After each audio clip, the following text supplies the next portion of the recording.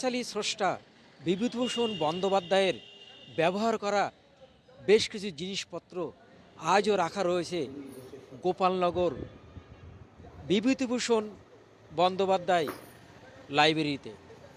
তার ব্যবহার করা চশমা, ধুতি, পাঞ্জাবি থেকে শুরু করে বেশ কিছু জিনিস আজও সংরক্ষণ করে রাখা রয়েছে। এখন যে পাঠক নেই, কষ্ট হয় না? হ্যাঁ, কষ্ট তো হয়। কেন কষ্ট হলে বড়, কিন্তু সরকার যদি সেই লোকটা, লাইব্রেরি কর্তৃপক্ষ অনেক আবেদন নিবেদন করেছে, করাতেও তাতে কোনো সাড়া মেলেনি। আমি কয়েকবারই আমাদের দীপক দাস চ্যাটার্জিকে উনি সেক্রেটারি, ওনাকেও আমিও জিজ্ঞাসা করেছি। উনি বললেন যে আমি ডিএম সাহেবের কাছে আমি বলেছি, ডিএম সাহেব আমাদেরকে কথায় সাড়া দিয়েছেন।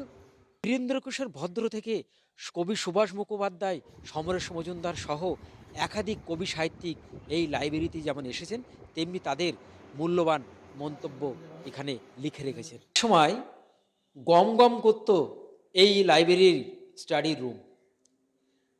একটি চেয়ার পাওয়ার জন্য বহু পাঠক তারা কিন্তু অপেক্ষা করে থাকতেন, কিন্তু কালের নিয়মে সেটি হারিয়ে গেছে। পাঠক আসে, সংখ্যায় কম।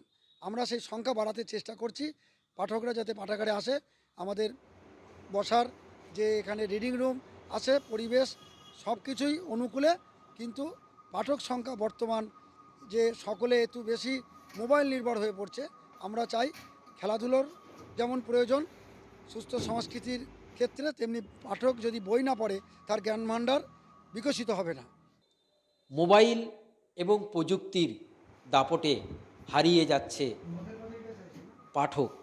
গোপালনগর থেকে দেবাশিস মণ্ডলের রিপোর্ট, কলকাতা টিভি।